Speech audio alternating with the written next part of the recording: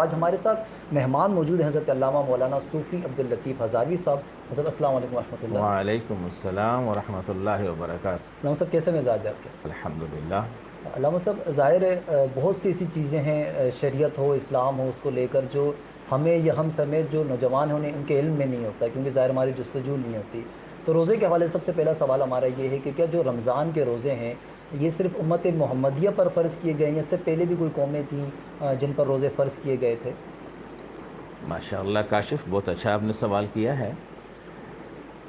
اللہ رب جلیل قرآن کریم میں ارشاد فرماتا ہے، بسم اللہ الرحمن الرحیم، یا ایہا الذین آمنوا کتب علیکم الصیام کما کتب علی الذین من قبلکم لعلکم تتقون. فرمایا اے لوگو ایمان والو، تم پر روزے فرض کیے گئے، اور صرف تم پر ہی روزے فرض نہیں کیے گئے بلکہ کما کتب علی الذین من قبلکم، جیسا کہ تم سے پہلے والوں پر بھی روزے فرض کیے گئے. تو اللہ تعالیٰ نے قرآن کریم میں بتا دیا کہ روزہ صرف امت محمد صلی اللہ علیہ وآلہ وسلم پر ہی فرض نہیں ہے بلکہ ہم سے پہلے جتنی بھی امم تھیں تمام امتوں پر روزہ فرض ہے. اور سب سے پہلا جو روزہ رکھا ہے تو حضرت آدم علیہ السلام نے رکھا ہے. تو آپ نے ایام 20 کے 3 روزے، جس کو ہم کہیں گے 13، 14، 15، یہ 3 روزے، ان کی ابتدا حضرت آدم علیہ السلام سے ہے. اس کے بعد بالترتیب ہر دور میں ہر زمانے کے اندر اللہ تعالیٰ نے اس وقت کے انبیاء اور ان کی جو امم تھیں، امتیں تھیں، ان پر روزے اللہ تعالیٰ نے فرض کیے اور روزے سبھی نے رکھے. ہاں تعداد میں تعین کمی بیشی ضرور تھی، لیکن الحمدللہ کہ امت محمد علیہ السلام کو اللہ تعالیٰ نے رمضان المبارک کا عظیم مہینہ عطا فرمایا. اور اس مہینے کے اندر پھر یہ روزے، وجہ کیا ہے روزہ جو ہے کیوں ہے، تو خود رب کریم نے اس کی حکمت بتا دی. کیا؟ لعلکم تتقون، تاکہ تم پرہیزگار بنو. مقصد کیا ہے کہ بندو تم فطرتاً نفس کی غلامی میں، نفس کی خواہش میں اور نفس کے جو متعلقات ہیں ان کی خواہش میں تم پڑے تم اللہ سے دور ہو گئے.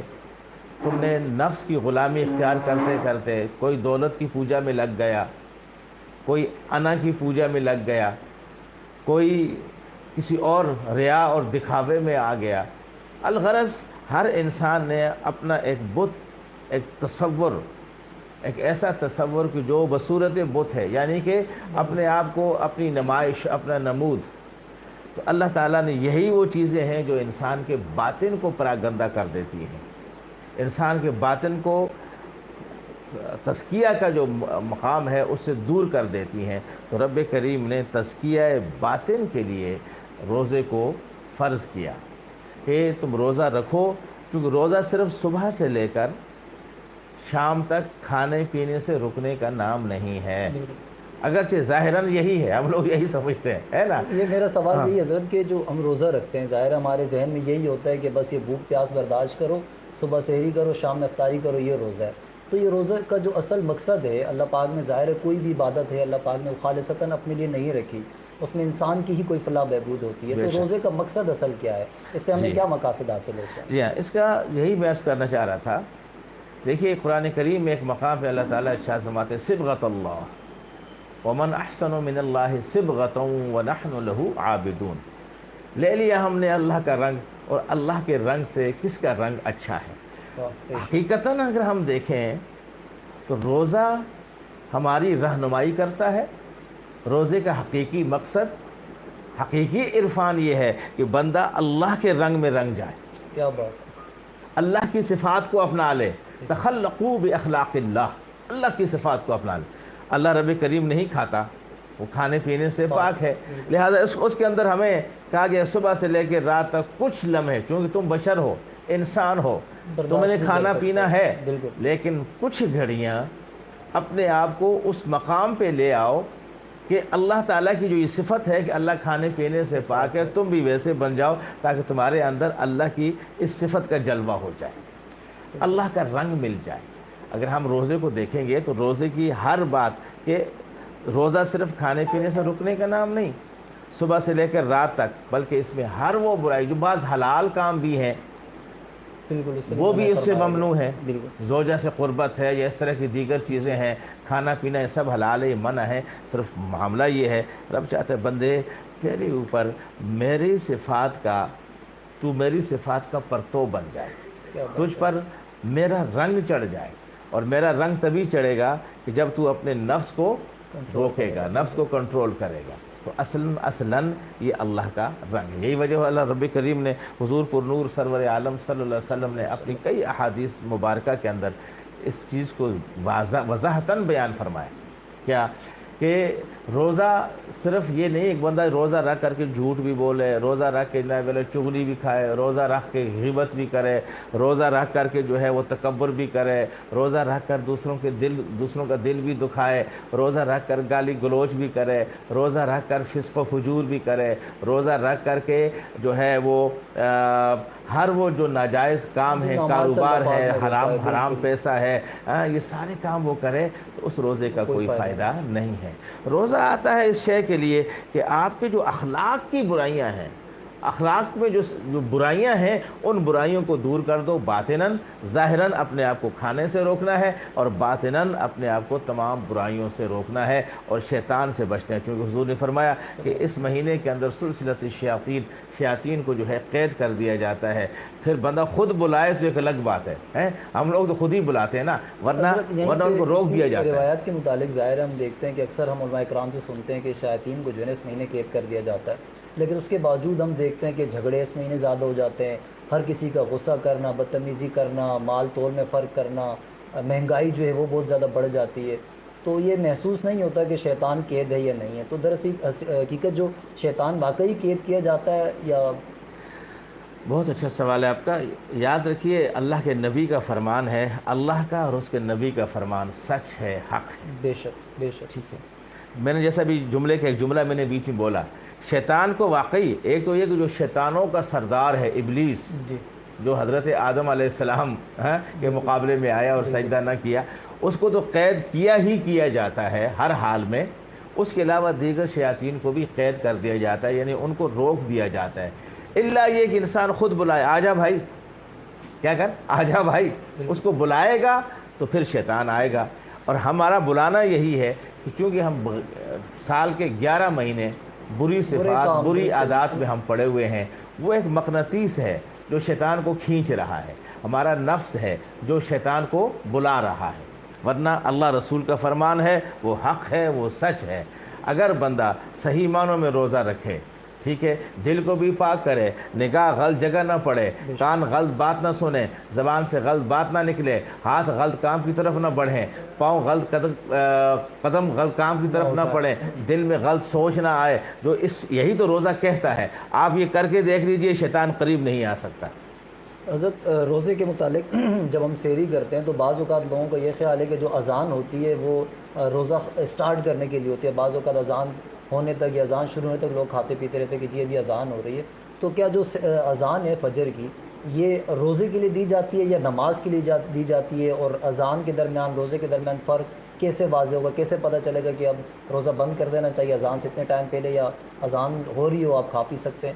ماشاءاللہ، یہ تو واقعی اس سوال کی ضرورت تھی یہ بڑا اہم سوال ہے۔ یاد رکھیے روزہ بند کرنا ہے کب؟ رات میں، جب سحری کی پہلی پو پھٹتی ہے اس وقت تک آپ کا روزہ بند ہو جانا چاہیے، ٹھیک ہے، اور جب پہلی پو پھٹ جائے تو اب فجر کا وقت شروع ہو جاتا ہے۔ فجر کا معنی یہی ہے پھٹ جانا، ٹھیک ہے نا، تو جب پہلی روشنی کی کرن نکلتی ہے تو فجر کا وقت شروع ہو جاتا ہے۔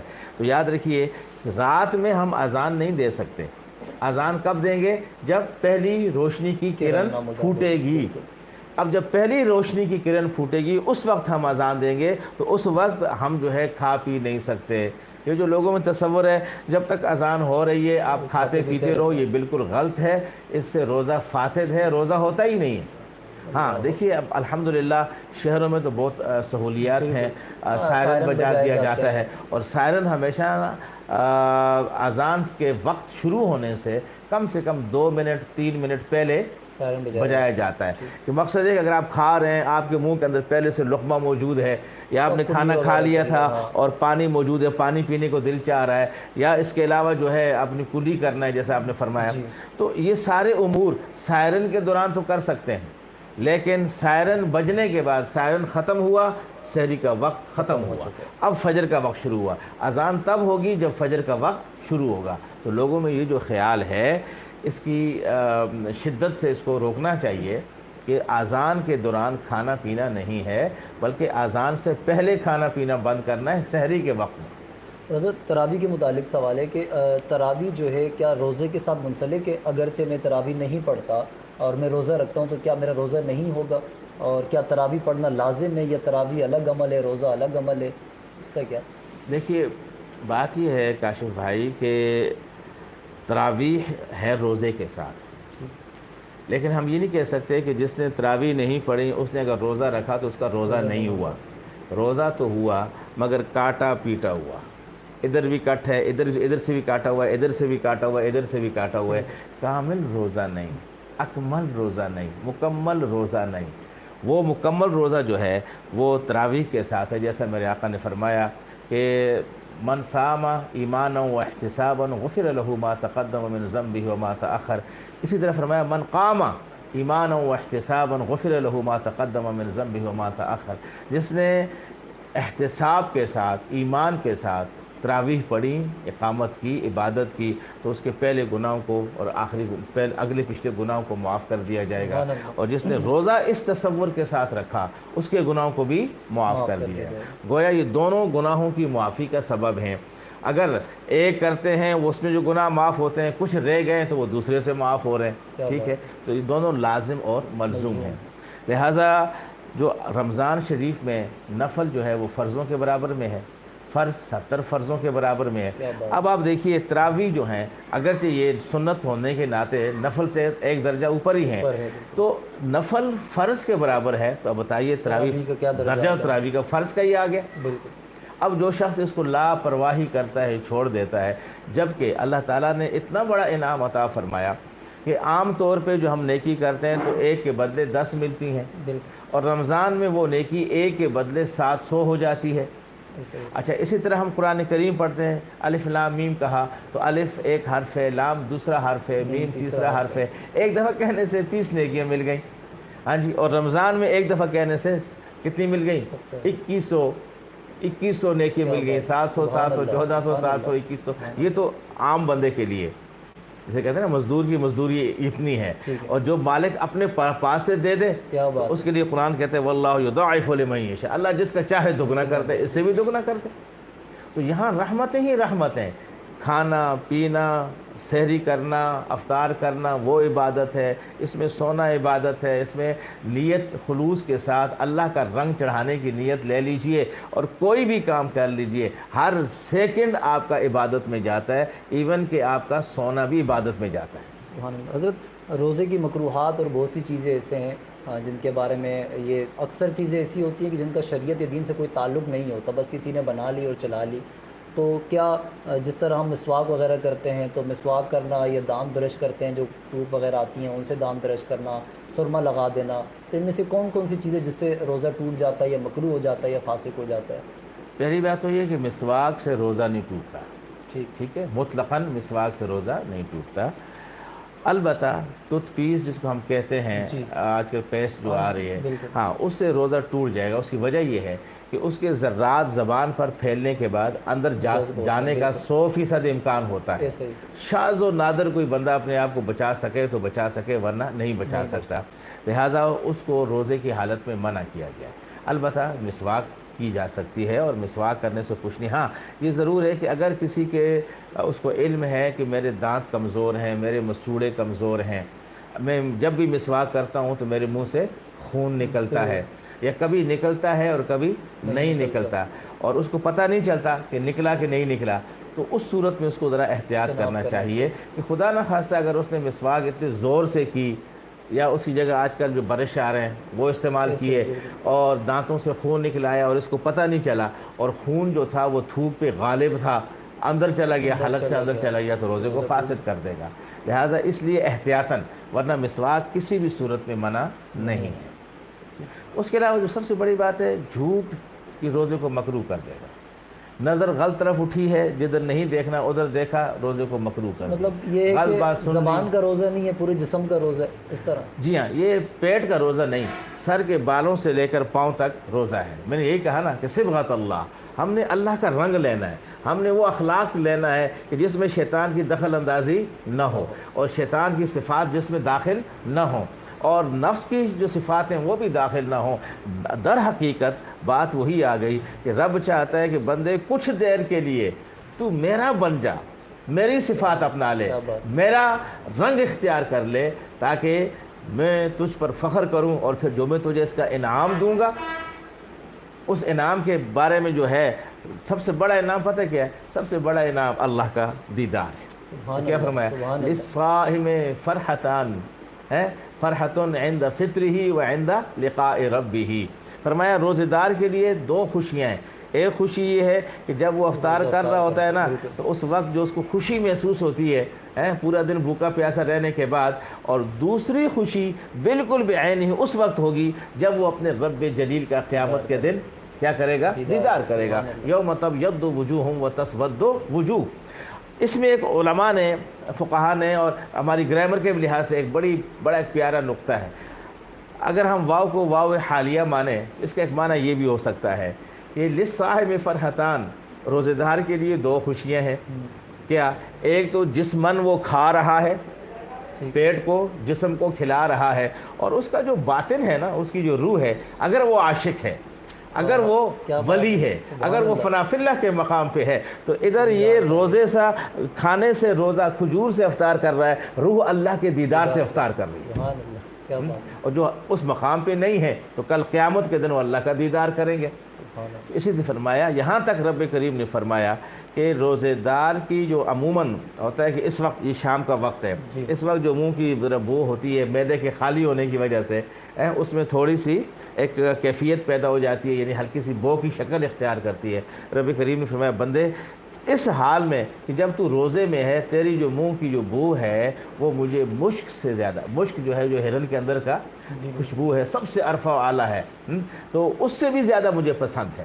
یہ نہ سمجھ کے خالی پیٹ ہونے سے تیرے منہ سے بو نکلے گی، اور تو، چونکہ حضور نے جو بو کا تصور دیا وہ یہی ہے کہ پیاز کھا کے آپ مسجد میں نہ آئیں، اس لیے کہ بو، اور ایسا حال نہ ہو کہ بندے سے بو آئے جس سے دوسروں کو کراہیت ہو۔ تو فرمایا کہ بندے تیری اس حالت کی جو بو ہے وہ میرے لیے خوشبو سے بھی اور مشک سے بھی زیادہ عزیز ہے۔ حضرت ابھی سوال ایک آیا ہے کہ روزے میں سرما لگانے کے حوالے سے، کہ روزے کی حالت میں کیا ہم سرما لگا سکتے ہیں آنکھوں میں؟ اور اس کے ساتھ ایک اور چیز ایڈ کر دیجیے گا کہ دانت میں اکثر وہ دنداسہ وغیرہ یوز کرتی ہیں گھر کی خواتین وغیرہ، تو کیا دنداسہ یا سرما یہ چیزیں روزے کی حالت میں لگا سکتے، استعمال کر سکتے؟ دیکھیے، سرما لگانا کسی بھی صورت میں منع نہیں ہے، ٹھیک ہے۔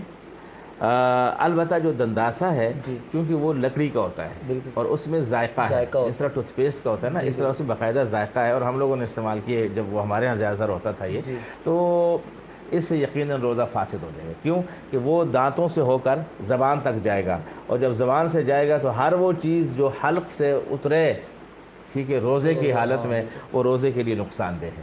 لہذا دنداسے سے بچا جائے، البتہ سرما لگایا جا سکتا ہے۔ اور ہاں، آنکھ میں وہ چیز، ایسی چیز ڈالنا کہ جس کا اثر آنکھ سے ہو کر حلق میں آ جائے، حلق میں چاہے دوا ہو یا کوئی بھی چیز ہو، اس کی کڑواہٹ، اس کی مٹھاس اگر محسوس ہو رہی ہے تو وہ روزے کے لیے نقصان دہ ہے، لہذا اس سے بچا جائے، ٹھیک ہے۔ اور اگر ایسا نہیں ہے مطلقاً آنکھوں میں سرما لگائے، یہ سنت رسول ہے، یہ منع نہیں۔ اکثر ہم دیکھتے ہیں روزے میں سوالات کو، اس کو بیماری کو لے کے بہت سے لوگ بہانہ بناتے ہیں کہ جی ہم روزہ اس لیے نہیں رکھتے کہ ہم بیمار ہیں، تو کیا معمولی سی بیماری یا بخار میں روزہ چھوڑ دینا کیا یہ جائز ہے؟ اور دوسرا یہ کہ اگر کوئی شخص زیادہ بیمار ہے تو اب اس کے لیے کیا حکم ہے؟ کیا وہ روزہ ترک کر دے یا صحت مند ہونے کے بعد وہ رکھے، یا اس کا کفارہ وغیرہ؟ دیکھیے، اس کا بہترین حال یہ ہے کہ اگر مسلمان طبیب، مسلمان ڈاکٹر آپ کہہ دیتا ہے کہ اس مرض میں، اس مرض میں روزہ آپ کو نقصان دے گا، کیوں دے گا؟ جیسے بعض لوگوں کو السر ہوتا ہے، معدے کا ہوتا ہے، یا بعض شوگر کے ایسے مریض ہوتے ہیں کہ ان کی اچانک شوگر لو ہو جاتی ہے. ہائی والوں کے لیے تو روزہ بڑا اچھا ہے. نہیں وہ خوراک کا مینٹین کرنا ہوتا ہے, وہ ہے نہیں وہ کچھ نہیں ہوتا. میں خود شوگر کا شدید ترین مریض ہوں, سب سے زیادہ مریض ہوں, لیکن روزے سے روزہ شوگر کے لیے اچھا ہے. ہاں اگر لو ہونے کا خطرہ ہو, جس بندے کو لو ہونے کا ہے تو اس کے لیے نقصان دہ ہے. تو اس کا یہ ہے کہ یا جو اس کے علامات آئیں تو 1 سیکنڈ کی دیر کیے بغیر علامات آ جائیں, جیسے اکثر لوگ جسم کانپنا ہوتا ہے, جسم ٹھنڈا پڑ جاتا ہے وغیرہ وغیرہ, تو اس وقت وہ فوراً افطار کر لے. پھر وہ یہ نہ دیکھے کہ ابھی افطار کا وقت ہوا ہے کہ نہیں ہوا, کیونکہ جان ہر حال میں مقدم ہے. ٹھیک ہے. اور اس کے علاوہ ڈاکٹر کہ کسی کو گردے کی تکلیف ہے یا کوئی ایسا ہے, ڈاکٹر کہتا ہے جی کہ اگر آپ نے روزہ رکھا, آپ نے پانی کم پیا تو گردے کا انفیکشن بڑھ سکتا ہے, اثر بڑھ سکتا ہے. تو ڈاکٹر کے کہنے پہ وہ روزہ افطار کر سکتا ہے. اور اس کی اگر ایسی مستقل مرض ہے جو بعد میں نہیں رکھ سکتا, قضا نہیں کر سکتا, تو پھر اس کے لیے فدیہ ہے. اور اس کے لیے فدیہ وہی ہے کہ یعنی کہ ایک مسکین کو 2 وقت کھانا کھلانا پیٹ بھر کر, جو خود کھاتے ہیں. ٹھیک ہے. اور اگر اس کو پیسوں میں کریں گے تو وہی ہے 2.25 سیر گندم یعنی 2 کلو آٹا یا اس کی قیمت. اور اگر کھانا کھلائیں تو وہ کھانا جو خود کھاتے ہیں, جتنے روزے بھی افطار ہوں گے, اگر 30 ہو گئے تو 30 کا مطلب ہے 60. ٹھیک ہے. تو وہ لوگوں کو کھانا کھلائیں گے, کم ہوئے ہیں تو اسی حساب سے ہیں. تو روزے کا یہ اس کا فدیہ ہے اس شخص کے لیے کہ جو بالکل ہمیشہ نہیں رکھ سکتا, یا ایک ایسا بوڑھا بھی ہے جس کو ہم کہتے ہیں شیخ فانی, یعنی بڑھاپے کے اس منزل میں ہے کہ جناب والا وہ بھوک 1 گھنٹہ بھی برداشت نہیں کر سکتا, اس کے لیے اجازت ہے کہ وہ روزہ افطار کر سکتا ہے. لیکن واقعی ایسا ہے تو یہ نہیں کہ جیسا آپ نے کہا مانا جی ذرا سی بات ہے, بخار ہے تو میں روزہ نہ رکھوں, جی میرے پیٹ میں درد ہے تو روزہ نہ رکھوں, سر میں درد ہے تو روزہ نہ رکھوں. تو یہ اللہ کو دھوکہ دینے والی بات ہے, اور جو رب کو دھوکہ دے پھر اپنا انجام بھی دیکھ لے. اس لیے فرمایا کہ رمضان کے روزے جو ہیں ان کی عظمت یہ ہے کہ رمضان کا ایک روزہ اگر جان بوجھ کے انسان توڑ دیتا ہے نا, ٹھیک ہے, اس کے بعد اس کے لیے حکم ہے کہ وہ لگاتار 2 ماہ رکھے, اس میں ایک روزہ بھی قضا نہ ہو. اگر ہو گیا مطلب اس نے 45 رکھ لیے تھے, ایک ٹوٹ گیا رہ گیا بیچ میں, پھر دوبارہ نئے سرے سے رکھے, چاہے پورا سال کیوں نہ ہو جائے. ٹھیک ہے. پھر بھی پورا سال روزہ رکھنے کے باوجود ان روزوں کا وہ مقام نہیں ہے, وہ درجہ نہیں ہے جو رمضان کے ایک روزے کا درجہ ہے. یہ بھی تو عظمت ہے نا, پھر اس کو بھی تو دیکھیں. تو اس لیے جو لوگ اس میں خاص طور پہ یہ پیغام دوں گا کہ محض چھوٹی چھوٹی سی باتوں کے اوپر روزہ افطار نہ کریں. ٹھیک ہے. محض معمولی مرضوں پہ روزہ افطار نہ کریں, الا یہ کہ ڈاکٹر مستند ڈاکٹر کہہ دے کہ آپ کو نقصان ہو سکتا ہے, تو اس وقت آپ ضرور روزہ افطار کریں, مگر صرف افطار ہی نہ کریں, پھر اس کا فدیہ بھی دیں.